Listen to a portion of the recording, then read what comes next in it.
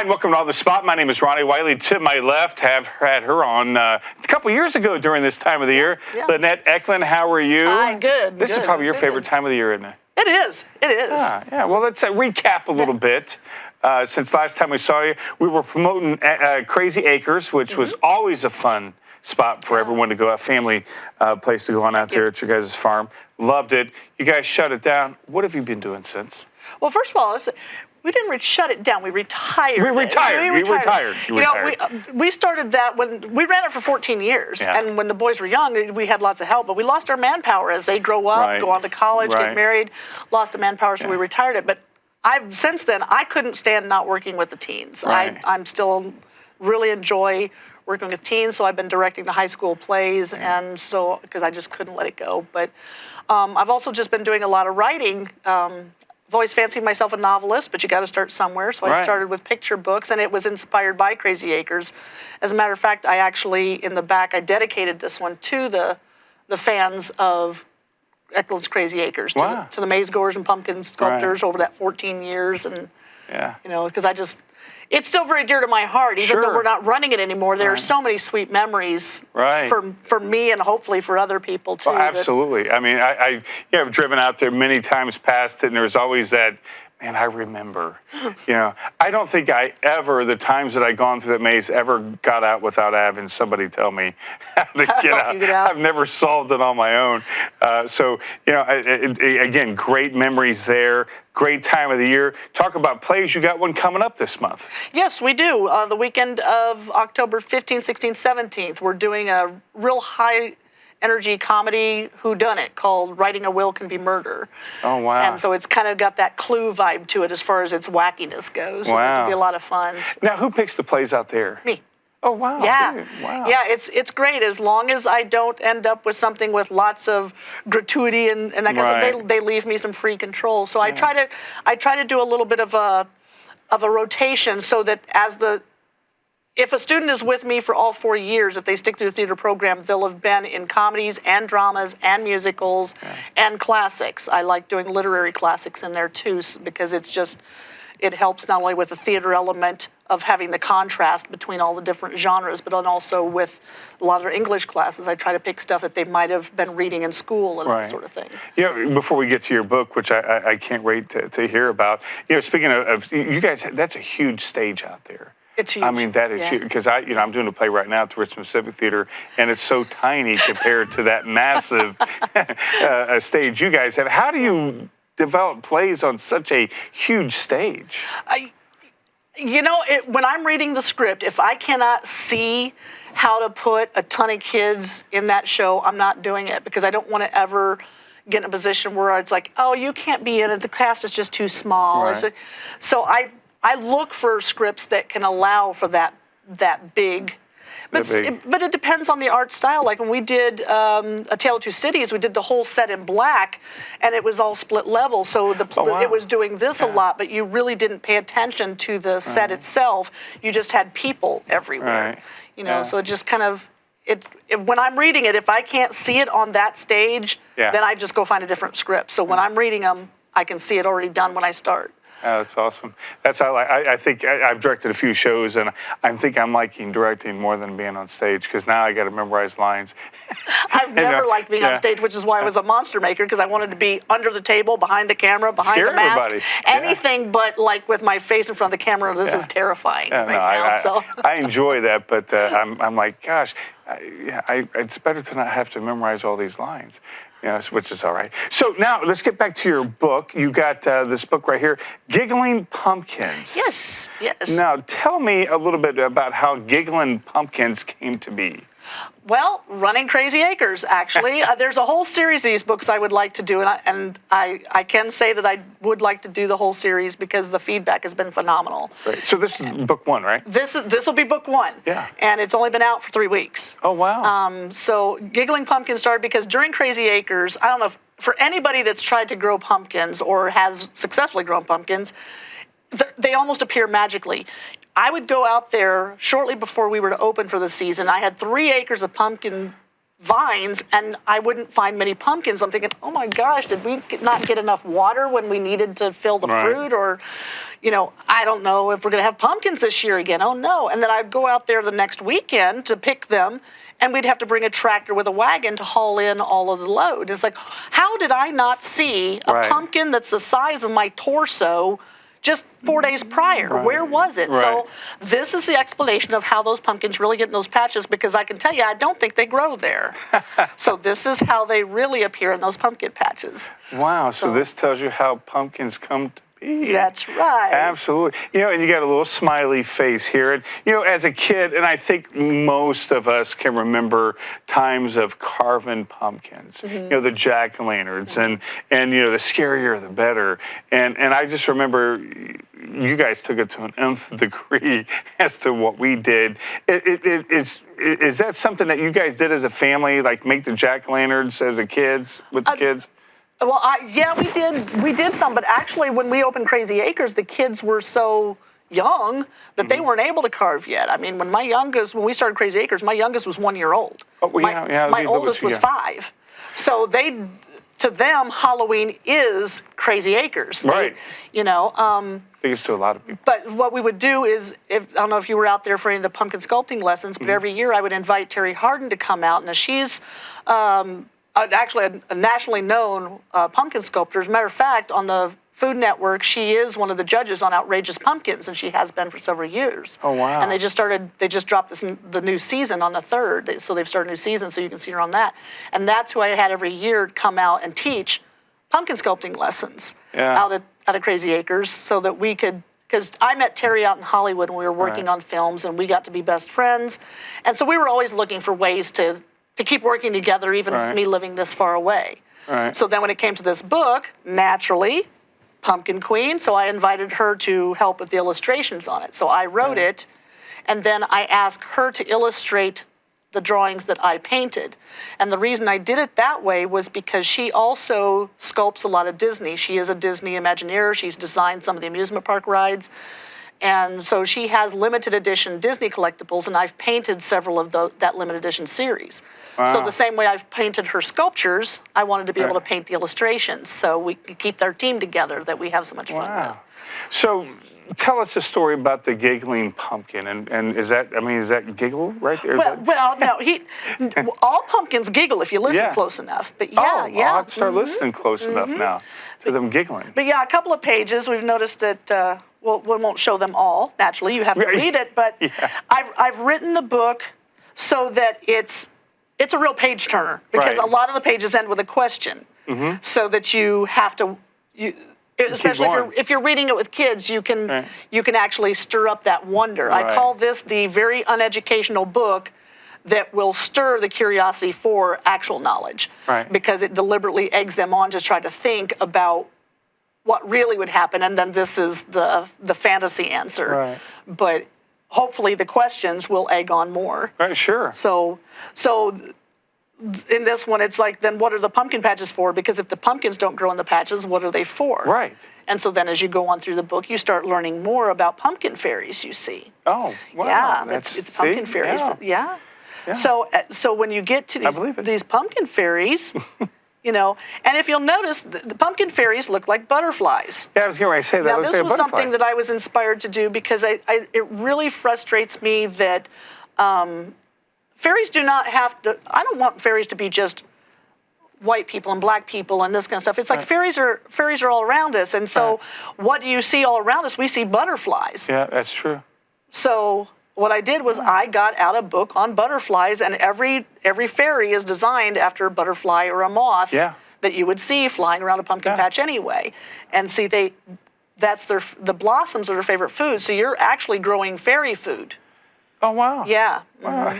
So the rest of the book, it explains how this comes to be, and then how the pumpkins get there from the pumpkin fairies. I feel like I should be sitting Indian style in front of you as you read this to me like a little kid. That's so neat. But see, Crazy Acres inspired this one. It inspired a whole bunch of stories, and I've always, whenever the kids would come out on field trips, I had wagon ride field trips, and we'd go over to the pumpkin patch, and they would ask me about that. And from the very first day, I've always said that pumpkin fairies brought our pumpkins. So and kids like, whoa. So wow, so this is something that, I mean, we retired Crazy Acres. It's been what, 4 or 5 years ago now. So this story is about 18, 19 years old in my little pea brain. So, but it's only, but you know, I didn't feel I could let the secret out at the time because it might scare the fairies away, and what am I going to do with no pumpkins, right? Right, you got to have pumpkins. So now I can let the secret out of how the pumpkins get to be. Yeah, and that story. And you said you got more books coming? Is it based on the pumpkins, or well, no, it's more explanations that were inspired to me by Crazy Acres. So they're more of these crazy fairy tale type of things. It'll be a whole series of explaining how things come to be. So they're basically Midwest agricultural fairy tales. Wow, you know, that's so neat. I think that farmers kind of get a bad rap a lot of times. I don't think that people, especially nowadays, it just seems like everybody's so obsessed with, you know, the insecticides, this, that, and the other thing. I don't think that the Midwest gets acknowledged for how much contribution we are to feeding the entire world. Oh, yeah. So it's like, so this is a way to actually, you know, in some ways, let people appreciate Midwest a little bit more by having Midwestern fairy tales. Yeah, you know, I like that. So I like that. So when you were a kid, I mean, you had, because I remember talking to you last time, if I remember correctly, I mean, you've had like this creative imagination. I mean, when I was growing up, my parents would just smile and nod. I was blessed with parents who were willing to just smile and nod. Yeah. And they didn't try to make me normal because I was not going to be normal. Yeah. You know, I've never been able to be normal anywhere is a thing, though, because when I go out to L.A., I look too normal, which makes me weird out there, too. And then I come back here, and I look okay for the area, but my brain doesn't fit in. So no matter where I go, I've always been the misfit child because I don't fit in any place. And that could be why you're so universally loved. And you love I mean, because you are easily, even though you don't adapt, you adapt. If that makes sense? I've just gotten used to the fact that I know that I'm the weird one. You know, this is something that, seriously, I talk to a lot of schools and stuff, in the elementary schools and the high schools when they would come out to Crazy Acres, when I'm talking to art, when I'm talking to kids who are interested in art and film and the like, I flat out tell them, you are the weird one. We are the weird ones. Right. So don't get hurt when people can't understand you. Don't get so frustrated and offended. Just know that you are the one who is not as regularly understood. And they're not judging you by it. Don't take it so personally. You're just not normal. The word that I can describe you from meeting you that time is neat. No. That word you're neat. You know, my mom and dad came from an orphanage, and like everybody there has a uniqueness to them, a neatness to them, because not everybody's an orphan. Not everybody, you know. And so when I met you, I was like, she's neat. You have that neatness. So when you still go out to LA and still out there? I was out there 6 weeks this summer for work. Oh, you spent out there. What'd you do out there when you were out there? I was working on a bunch of prototype characters for a couple of web series that a producer's developing. See, isn't that crazy? I mean, you're from Connorsville. Where are you originally from? I forget. Are you from? I was born in Muncie, and I lived in Centerville when I was young. And my grandfather was Raymond Sparks, who was an algebra teacher at the high school for 35 years. So this was my stomping ground when I was a little kid. So even though I'm kind of the foreigner to a lot of people, I grew up here. You know, I would come and visit my grandparents. They lived 4 houses from the Spartan Bowl, and I would tootle down there as a little kid and sit and watch games in the Spartan Bowl and eat popcorn since I was little. So a lot of people think that I just kind of moved here. It's like, no, this is part of my home. Yeah, that's amazing. So, I mean, and here we were talking off, I mean, your kids are involved in that. When they started showing an interest, because obviously they're going to be around it, when they started showing an interest in some of the creative aspects of life, I mean, that had to make you feel very proud. It did, and what was really fun is because I appreciate everybody is an individual. Yeah. All three of my boys ended up being creative, but in completely different ways. My oldest is more of an engineering mind.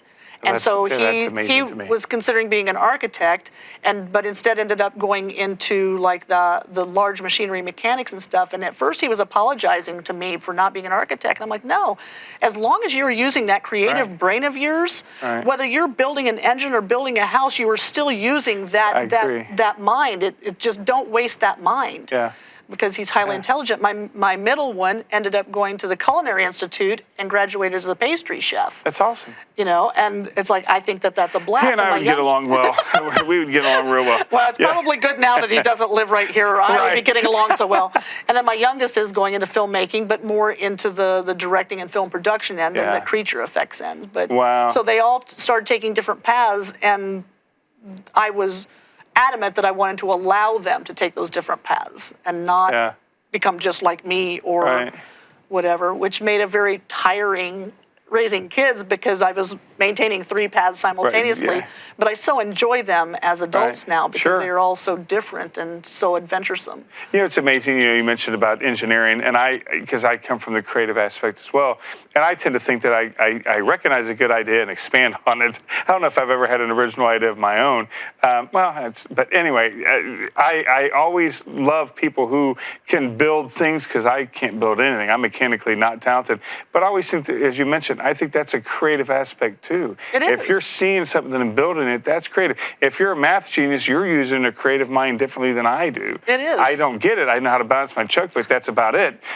You know, A plus Y plus Z, forget it. But I still think that you know, kids need to recognize their uniqueness no matter what talent they have. Everybody has a skill or a quirk that makes them them. Right. And that needs to be, you know, nurtured and supported. And so I'm all about, like I said, if you're feeling weird, that's okay, because I don't know anybody who's just like somebody else. Right.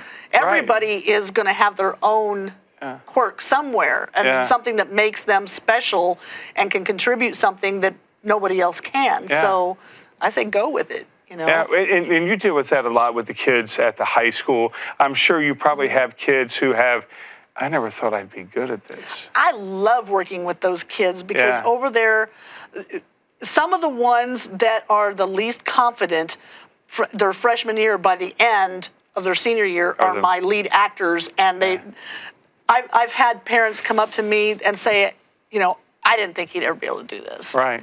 You know, I had one that graduated last year, and his aunt and uncle came and was like, we didn't even know that he talked. Right. He wouldn't even talk at a family gathering, and yet here he's on stage as our lead actor. Yeah, isn't it amazing? Like, I love when I can see that little glimmer of something in there. Yeah. I have a blast just trying to pull that out and let them develop into what they need to be. Well, you've met a lot of famous people. I've interviewed a lot of famous people, and it seems like when that mic goes on or that camera goes on, they know how to turn it on, and then when it's off, they're the most laid back. Some of them are just terrified. Yeah, I met so many people that's like, I'm really afraid of this.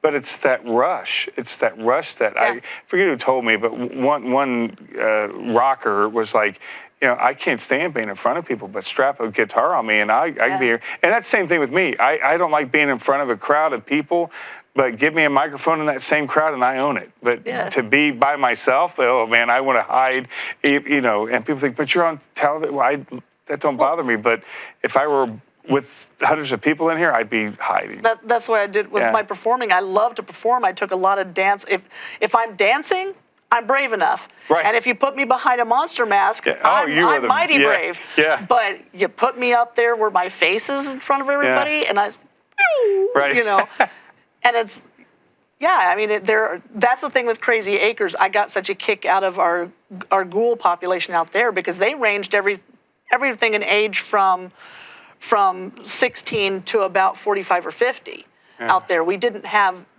you couldn't say it was one particular sect of people that worked for us. And as a matter of fact, there were some of the ghouls that said that they loved it. It was almost like a secret club because they would walk through the grocery store and they would encounter somebody off season that would never have spoken to them otherwise. I mean, we had everything from goths to policemen out there in that field working for us. And it's like you just kind of give a little and keep going because you were part of that secret club. Yeah, it's like, I never could guess. I may think I recognize somebody's voice whenever we get scared or something. And, but they got me a few times There was a teacher there. over the junior high that was completely confused because everybody was convinced that he was working out there, and he had no idea what they were talking about because I'd never met that man. But everybody was convinced he was out there in the field. So there's some poor junior high teacher that was just being harassed. You scared me. You scared me. I should get an A in your class. Let's go back to your book here. Again, I think it's amazing that now you're writing a book and helping kids learn in a fun way. Is there any other books other than the continuation of this? Any other books that you got going on? Because I'm sure your mind's going 100 miles an hour. Well, I also write novels. Oh, do you? Yeah, See, I didn't know. Did we talk about that last time? I can't stand to leave anything along. I have enjoyed writing since I was in first grade. I was the one who always loved the writing assignments. And so I did write a novel. It did get an agent, a New York agent and an agency, but we decided that it wasn't a good debut novel because we couldn't find anything that it could compare with that was already on the shelves where it'd say, well, if you like this, you'll also like this. Right. And they say there's nothing new out there. Well, apparently I found it because they couldn't find. So we shelved that one. In a way, that's good, though. Well, it is, but you can't sell it because if the publishing house can't tell who the market is, they don't know what its worth is, so it's not worth anything. Right. So that one's on the shelf, not because it's going to be dead forever, but because it can be a follow-up. So I've just finished writing a new novel that I'm now out querying to find representation. How many pages? For. They're usually about 380 to 400. I forget where it goes from novella to novel. I forget how many. Well, it's a page count, and novels are over 60,000, and I usually run about 95,000. So. Oh, words? Yeah. Oh, okay. See, I always went by pages, like over. Anyway, who knows? But I like to write too. I mean, it's like a therapy thing for me, and I've got so many where I'll start something and then I plagiarize against myself. That's fair I'll take enough. something and go, I think I want to put that in here. It's like a Frankenstein thing. I'm putting stuff together. So I need to really, I get my problem, Lynette, maybe you can help me with this and then the others who are creative like that. I get so creative. I got 1,000 things coming at me. Start working on one. Oh, I want to see this, want to see that, and then sometimes things come together. I don't know how to, I need to slow down and focus just on one thing. There's a publishing house, the one that published this, it's up actually out of Cambridge City. These were printed with a printing house in Muncie. So these are actually Hoosier books. Oh, good. But that publishing house up there, I've been talking to them about maybe running some workshops, and it's a writing program to learn to clean up that very mess in your mind so that you can keep track of your story and keep yourself focused and not go zipping off left and right. Because like the first novel I wrote 155,000 words to a 98,000 word novel because my head went every way. And then I realized I don't need that scene. I don't need that character. I don't. And so now this has really streamlined that. So that's a whole. I think my problem is the process of rewriting.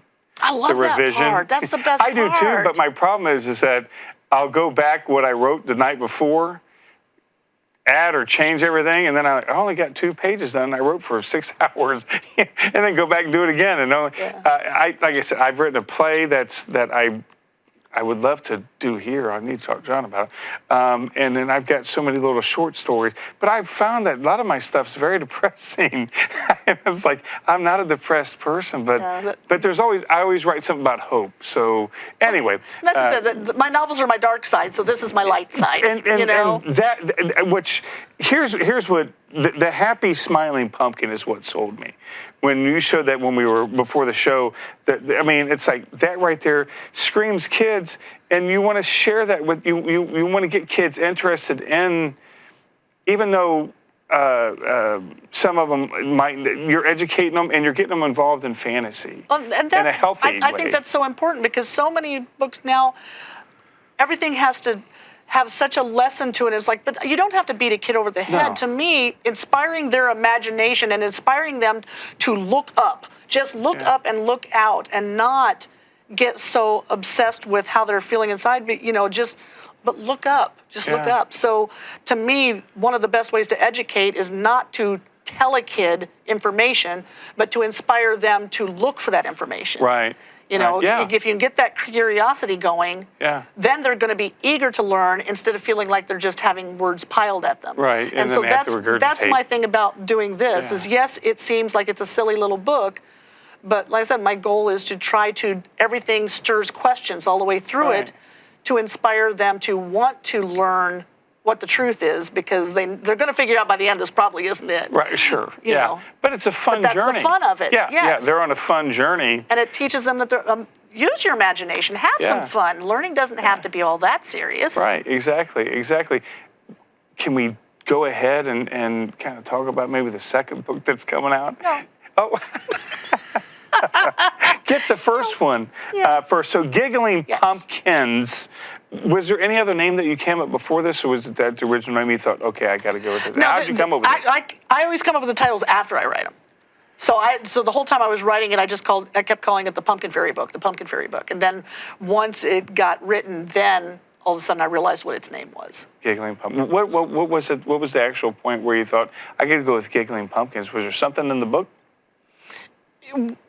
Get the book and find out. Yes, there is. As soon as I asked that, I thought, wait a minute. We got to get to it. And where can somebody get that book? Well, I'm making sure that right now that there's always a stock. I'm at the Whitewater Valley Art Association. Mm-hmm. They have some there. As a matter of fact, I've made a point before. Terry and I did a quick book tour, and we distributed it in 3 weeks. We've distributed over 300 books. Wow. So far. So. And that's with schools and... Well, most of these were at different festivals and different book signings we did and that sort of thing. And so I did have her sign some extra copies before she left. So for a while here, you're still able to get some that have both our autographs in them. So it's Terry and my autograph in there. And so they're at the Art Association. They're also up at the publishing house. They have a bookstore up there, Kids at Heart in Cambridge City. They're out at Warm Glow. And I'm working right now to figure out how in the world to get it posted on Amazon. But being not a techie, this might take me a few days. But I'm working on it. Yeah, you're probably one of the kids at school probably can whiz at getting that. I'm sure. Yeah, absolutely. And I'm amazed that you have. I've always, again, I love writing. I love and seeing somebody do it is inspiration enough for me to. I got to finish my stuff. I got to finish my stuff. Now, one other thing on October 24th from 10 to 1, I'll be at a Walk Through Time, which is an antique shop here in Connersville, and I will be there to sign, and that way people can come by and chat with me. And I hope that some of the Crazy Acre people will come and share stories. And when I was up doing the signing at Warm Glow, I had a lot of Crazy Acre people actually up in Richmond stopping by and sharing their stories, at the table and stuff. And that made it a lot of fun. Yeah. And where's that at one more time? That was, it'll be at a Walk Through Time on October 24th from 10 to 1. Where's Walk Through Time at? It's here in Connersville. It's here in Connersville. Okay, great. Fantastic. I mean, we could probably go on, and I would probably want to keep digging on, okay, what's book number 2 about? How far do you see, how many books are you planning in this series?